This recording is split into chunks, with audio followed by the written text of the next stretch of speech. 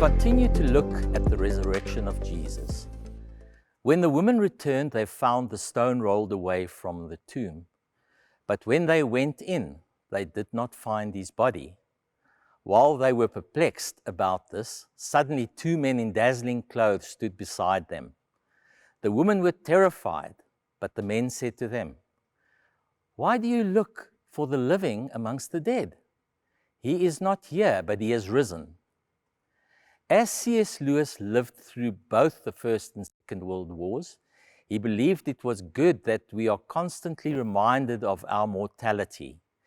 In good times, when all is well, we are deceived in believing that earth is our permanent home.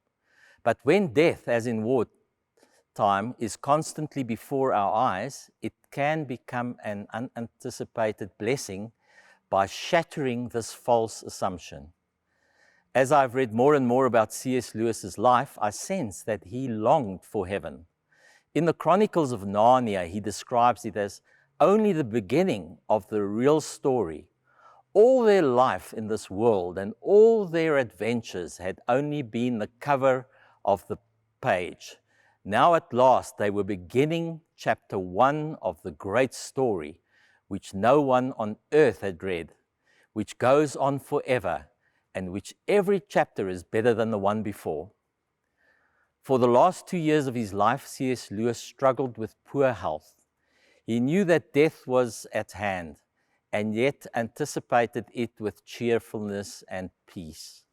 Lewis said, "If I find in myself desires which nothing in this world can satisfy, the only logical explanation is that I was made for another world."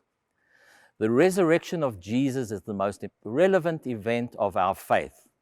As Paul said to the Corinthians, "If Christ has not been raised, your faith is futile." Let us live in the knowledge that we are raised with Christ. Pray with me. Father, we thank you for raising your Son from the death, and also, Lord, raising us to eternal life. Amen.